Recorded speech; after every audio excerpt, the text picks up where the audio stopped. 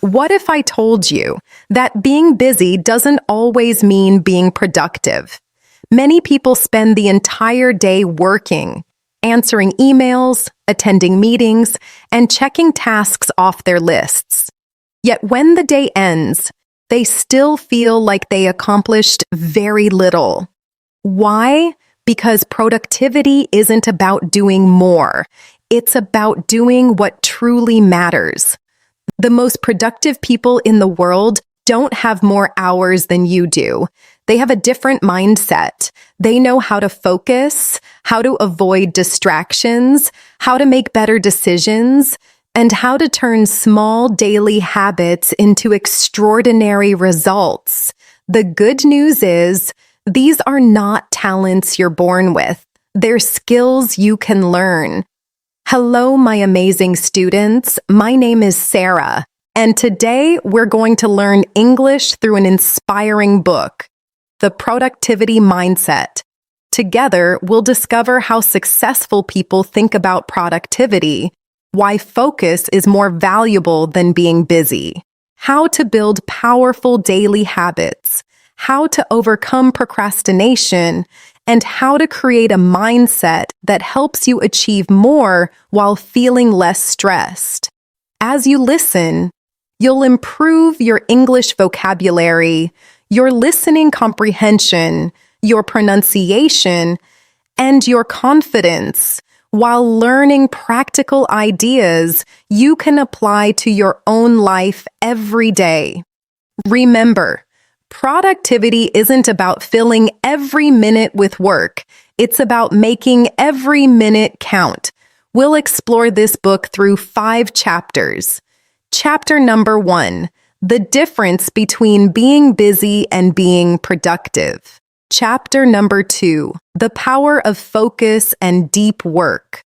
Chapter number 3, building habits that create success. Chapter number 4, overcoming procrastination and distractions. And finally, chapter number 5, creating a productivity mindset for life. Let's begin with chapter number 1, the difference between being busy and being productive. Before we start, can I ask you one question? A year from now, will your English be better than it is today, or will you still be saying, "I'll start next week"? The truth is, most people don't fail because English is difficult. They fail because they never truly commit to it. That's why, for a limited time, I've reduced the price of the Native Flow English coaching experience to just $5. Not because it's worth only $5, but because I don't want money to be the reason you never start. For less than the price of a coffee, you can begin building a skill that can stay with you for the rest of your life. If you've been waiting for a sign, this is it. Click the link in the description. Join us today, and I'll see you inside. Now, let's begin today's lesson. Chapter number 1. The difference between being busy and being productive. Imagine 2 people arriving at work at exactly the same time. Both spend 8 hours at the office. Both answer emails, attend meetings, talk to coworkers, complete tasks. When they go home, one of them feels proud. They finish their most important work. The other feels exhausted. They were busy all day. But somehow the most important task is still waiting. What made the difference? It wasn't intelligence. It wasn't talent. It wasn't working longer hours. It was mindset. One person focused on being productive. The other focused on being busy. Many people confuse these 2 ideas. They think that if they're always moving, always answering messages, always doing something, they must be productive. But activity and productivity are not the same thing. Imagine you're driving a car. You press the accelerator. The engine is running. The wheels are turning. But you're driving in circles. You're moving, yet you're not getting closer to your destination. Being busy works the same way. You can spend an entire day working hard without making meaningful progress.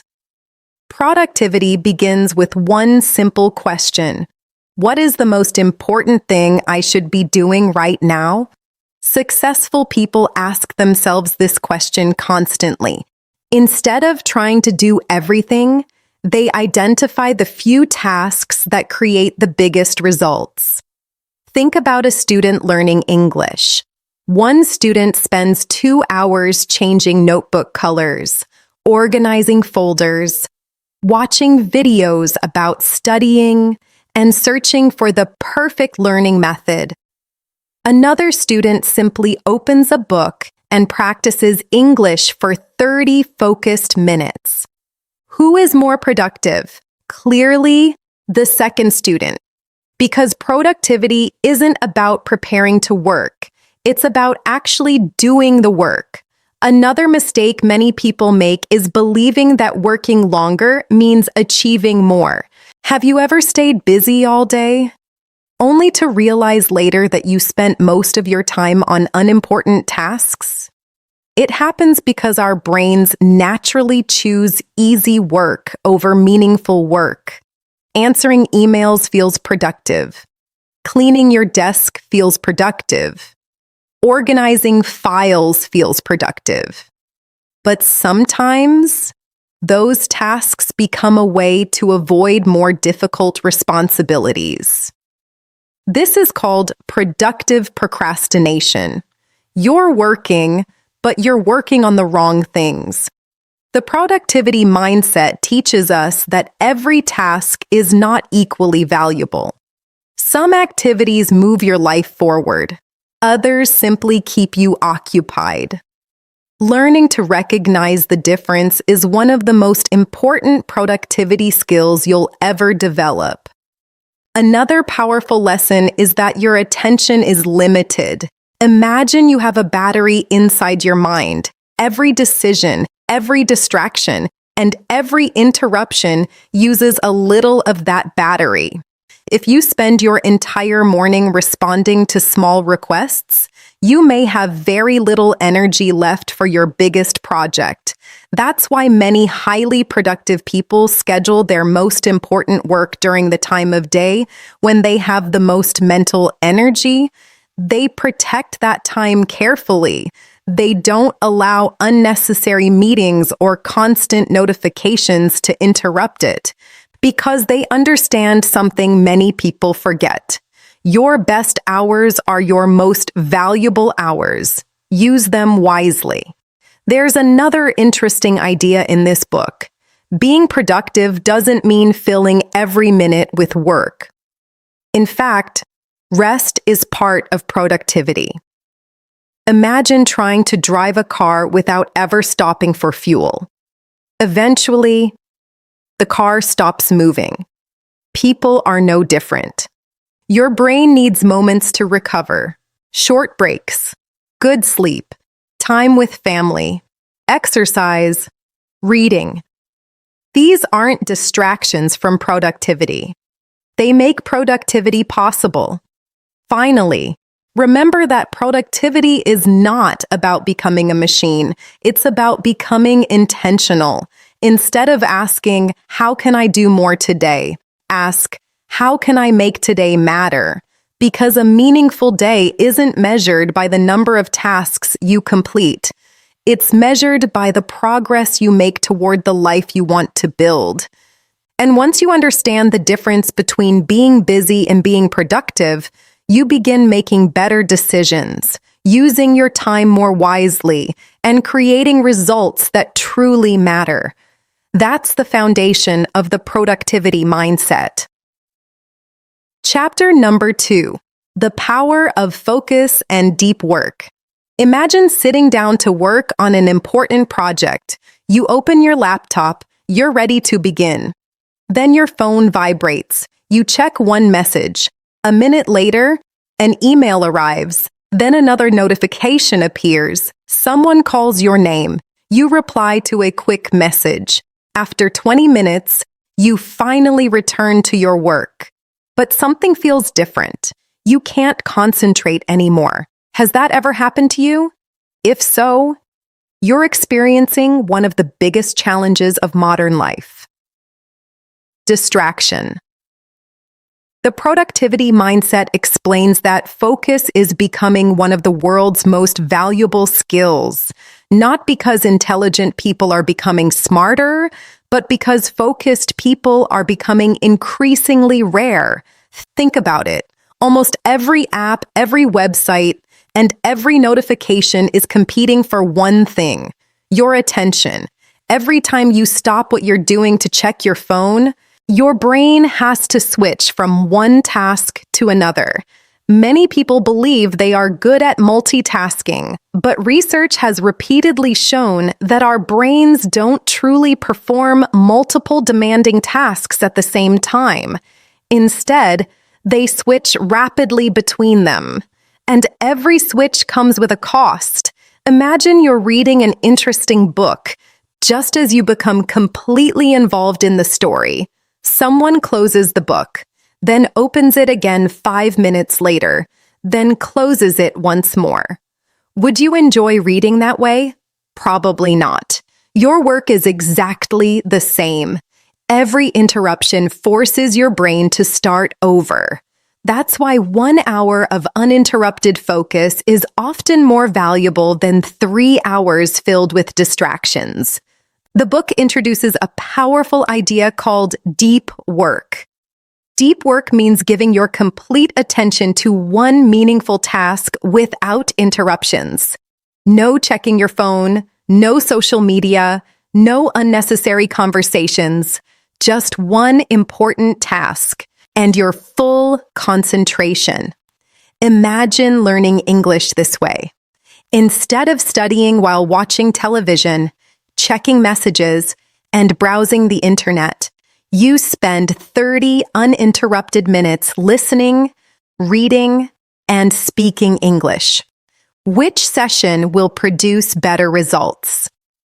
Almost certainly the focused one. Quality of attention matters more than quantity of time. Another important lesson is that focus requires preparation. Many people expect themselves to concentrate while sitting in a noisy environment with dozens of browser tabs open and their phone next to them. Then they wonder why they can't focus. Successful people don't simply hope they'll stay focused. They design an environment that makes focus easier. Perhaps they silence notifications, close unnecessary apps, clear their desk, or choose a quiet place to work. They remove distractions before they begin because they understand something simple: willpower has limits.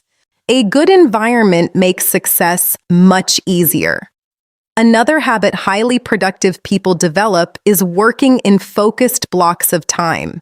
Instead of trying to concentrate for 5 hours without stopping, they work intensely for a period, then take a short break. During that focused period, they protect their attention completely. When the break arrives, they stand up, stretch, drink water, walk for a few minutes, then they return with fresh energy. Their goal isn't to work longer, it's to work better. There's another hidden enemy of focus: trying to remember everything. Imagine keeping every task, every appointment, and every idea inside your head. Your brain becomes crowded, mental energy disappears. Instead, write things down. Use a notebook, a planner, or a digital task list. Your brain should be used for thinking, not for storing endless reminders. This simple habit creates surprising mental clarity. The book also reminds us that saying yes too often destroys focus. Every new commitment takes time. Every unnecessary meeting steals attention. Every extra responsibility reduces the energy available for your most important goals. Sometimes, the most productive word you can say is no. Not because you don't care, but because protecting your focus allows you to do your best work. Finally, remember that focus isn't something you're born with. It's a habit. And like every habit, It becomes stronger through practice. The first day may feel difficult. Your mind may wander. You may feel tempted to check your phone. That's normal. Don't give up. Each time you choose concentration over distraction, you're training your brain to focus a little longer. And over time, those small moments of discipline become one of your greatest strengths. Because in a world full of distractions, the ability to focus deeply has become a true superpower. And the people who master that skill often achieve extraordinary results, not because they work harder, but because they give their full attention to what truly matters. Chapter number 3. Building habits that create success. Imagine two people who both have the same dream. They want to become healthier. The first person waits until they feel motivated. Some weeks they exercise every day. Other weeks, they don't exercise at all. The second person follows a different approach. Every morning, they go for a 20-minute walk. Rain or sunshine. Good mood or bad mood. They simply keep showing up. Now imagine both people 1 year later. Who do you think has made more progress? Almost certainly the second person, not because they worked harder, but because they built a habit. This is one of the biggest ideas in the productivity mindset. Success isn't created by occasional moments of motivation. It's created by daily habits. Many people wait for inspiration before taking action. They think, I'll start when I feel motivated. But successful people know something different. Motivation comes and goes. Habits stay. Think about brushing your teeth. Do you wake up every morning feeling excited to brush your teeth? Probably not. You simply do it. It's part of your routine. Imagine if your most important goals became just as automatic. Reading every evening. Practicing English every morning. Planning tomorrow before going to bed. Exercising after work. Those actions would no longer depend on motivation. They would simply become part of who you are. Another powerful lesson from the book is to make good habits easy. Many people fail because they make success too difficult. Imagine someone decides, starting tomorrow, I'll study English for 4 hours every day.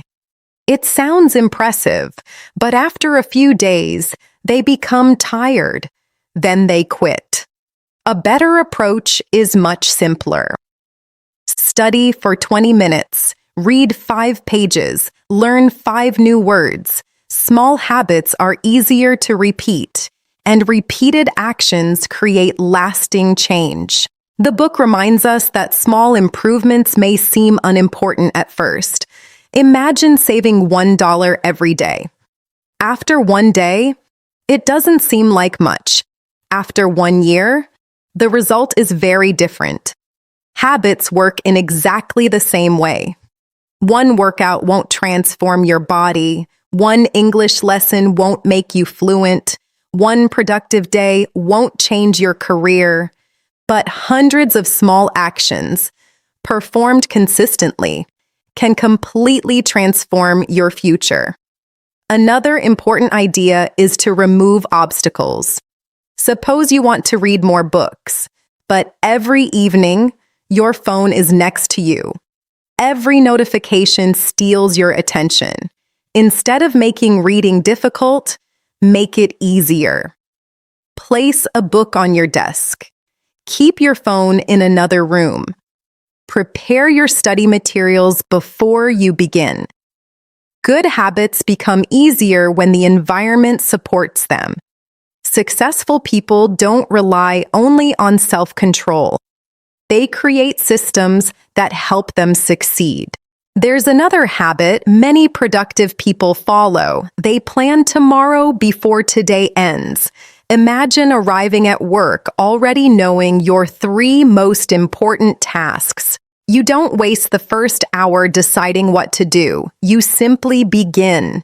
Planning removes uncertainty, and when uncertainty disappears, stress often decreases. The book also teaches us to focus on consistency instead of perfection. Many people quit because they miss one day. They think, I broke my routine, so I'll start again next month. But missing one day isn't failure. Giving up completely is. Everyone has difficult days. Everyone gets sick. Everyone becomes busy sometimes. The goal isn't to be perfect. The goal is to return to your habit as quickly as possible. One missed day should never become one missed week. Another powerful idea is to celebrate small victories. Many people wait until they achieve something extraordinary before feeling proud, but every positive habit deserves recognition. Did you finish today's work on time? Celebrate it. Did you practice English for 20 minutes? That's progress. Did you choose reading instead of scrolling through social media? That's another victory. Small wins build confidence, and confidence makes the next habit easier. Finally, remember that habits shape your identity. Every time you exercise, you become a healthier person. Every time you study, you become a learner. Every time you practice English, you become an English speaker. Your habits quietly answer one important question every day. Who am I becoming? That's why productivity isn't only about completing tasks. It's about becoming the kind of person who naturally does the things that lead to success. Because your future isn't built by one extraordinary decision. It's built by ordinary habits, repeated every single day, until they become the story of your life. Chapter number 4. Overcoming procrastination and distractions. Imagine waking up on Saturday morning. You have an important goal. Maybe you want to study English, finish a project, read a book, or finally start the business idea you've been thinking about for months. You tell yourself, I'll start after breakfast. After breakfast, you check your phone, then you watch a few videos. You reply to some messages. You decide to clean your room first. A little later, you feel hungry again. Before you know it, the entire day has disappeared. The task is still waiting. Has that ever happened to you? If so, you're not lazy. You're experiencing procrastination. Many people think procrastination means avoiding work, but that's not entirely true. Most of the time, people aren't avoiding work. They're avoiding uncomfortable feelings. Imagine you have to give a presentation. You feel nervous. Instead of preparing, you decide to organize your desk. You answer emails. You do anything except the presentation. The real problem isn't the presentation. It's the anxiety connected to it. The productivity mindset teaches us that procrastination is often emotional, not logical. Your brain naturally prefers activities that feel easy and enjoyable. Watching videos, scrolling through social media, checking notifications. These activities give your brain immediate rewards. Important work usually doesn't. The challenge is learning to choose long-term rewards over short-term comfort. One of the simplest strategies in the book is called just start. Many people believe they need motivation before beginning. In reality, beginning often creates motivation. Imagine pushing a car. The first few seconds require the most effort. Once the car starts moving, keeping it moving becomes much easier. Work follows the same pattern. Starting is often the hardest part. So instead of saying, I'll study English for 2 hours, say, I'll study for just 5 minutes. 5 minutes feels easy, but once you've started, you'll often continue much longer. Another powerful lesson is to make distractions difficult. Imagine trying to read a book while your phone is next to you. Every notification pulls your attention away. Now imagine placing your phone in another room. Suddenly, checking it requires effort. That small change can make a huge difference. Successful people understand something important. Environment often matters more than willpower. If distractions are always within reach, your brain will naturally choose them. Remove the temptation, and focusing becomes much easier. The book also explains that perfectionism creates procrastination. Some people delay starting because they want everything to be perfect. The perfect idea, the perfect timing, the perfect plan. But perfection rarely exists. Imagine an artist waiting until they feel completely confident before painting, or a writer waiting for the perfect first sentence. They might never begin. Progress always comes before perfection. Every successful project starts as an imperfect first attempt. There's another habit that helps overcome procrastination.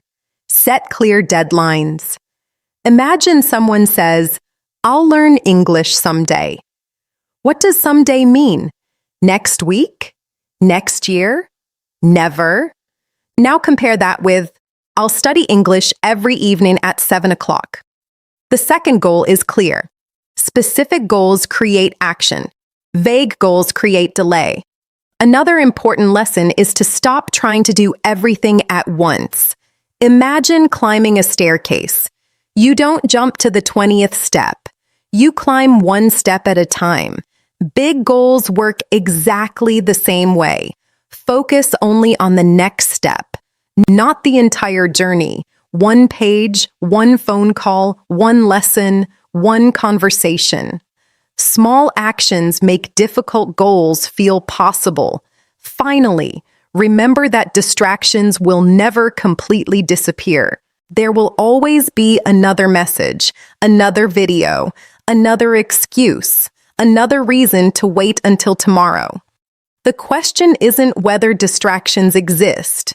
The question is whether you allow them to control your life. Every time you choose your goal over a distraction, you're strengthening your discipline. Every time you begin instead of waiting, you're becoming more productive. And every time you finish something you once wanted to postpone, you prove to yourself that you're capable of much more than you imagined. Because productivity isn't about having perfect self-control. It's about making one good decision, then another, until those decisions become the habits that shape your future. And that's how procrastination slowly loses its power, one small action at a time. Chapter number 5. Creating a productivity mindset for life. Imagine meeting two people 5 years from today. The first person spends every day saying, "I'll start tomorrow." They keep waiting for the perfect moment, the perfect opportunity, the perfect mood. 5 years pass, but very little changes. Now imagine the second person. They aren't perfect. They still make mistakes. They still have difficult days. But every morning, they take one small step toward their goals. They read one chapter, practice English for 20 minutes, exercise for half an hour, finish one important task. Those actions don't seem extraordinary, but after 5 years, their life looks completely different. Why? Because success is rarely built through one huge decision. It's built through thousands of small decisions. That's the heart of the productivity mindset. The book teaches us that productivity isn't something you do. It's a way of thinking. Many people believe productive people simply have better schedules, better planners, or better technology. But the real difference begins in the mind. Productive people wake up asking, "What matters most today?" Not, "How can I stay busy?" That single question changes everything. It helps them focus on progress instead of activity. Another important lesson is learning to take responsibility for your time. It's easy to blame circumstances. My boss gave me too much work. My phone distracted me. I didn't feel motivated. Sometimes those things are true, but productive people ask a different question. What could I have done differently? This question is powerful because it puts you back in control. You can't control every situation, but you can always control your response. Responsibility is where real growth begins. The book also reminds us that productivity is not about perfection. Imagine writing your first book. If you try to make every sentence perfect before writing the next one, you may never finish. Successful people understand that improvement comes through action. They finish, they learn, they improve, then they begin again. Progress always comes before perfection. Another powerful idea is to protect your energy, not just your time. Many people carefully organize their calendars, but they ignore their health. They sleep too little, skip meals, never exercise, work without taking breaks. Eventually, their energy disappears. Without energy, even the best schedule becomes useless. That's why productive people invest in their health. They understand that sleep, exercise, good nutrition, and rest are not rewards after success. They're part of the process of becoming successful. Another lesson is to surround yourself with people who encourage growth. Imagine trying to improve your English. One friend says, "You'll never become fluent." Another says, "Keep practicing. You're improving every day." Which voice will help you continue? The people around you influence your habits more than you realize. Choose friends, coworkers, and mentors who inspire you to become better. Success grows much faster in a positive environment.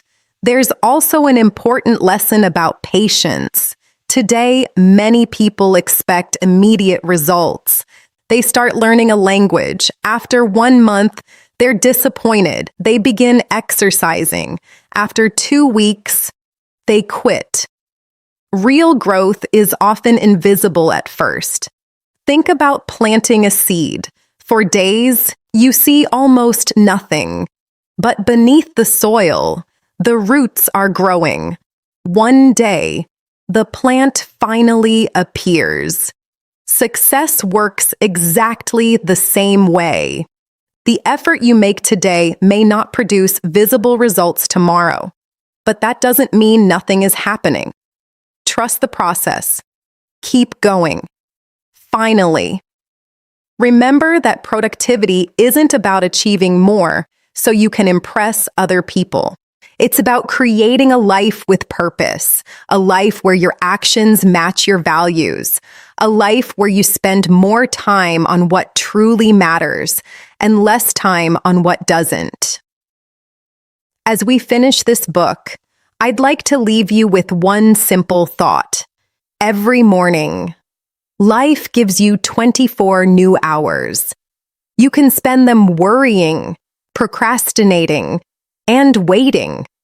Or you can invest them, learning, growing, and moving one step closer to your dreams. The choice is yours, not once, but every single day. Because your future isn't created by one extraordinary moment.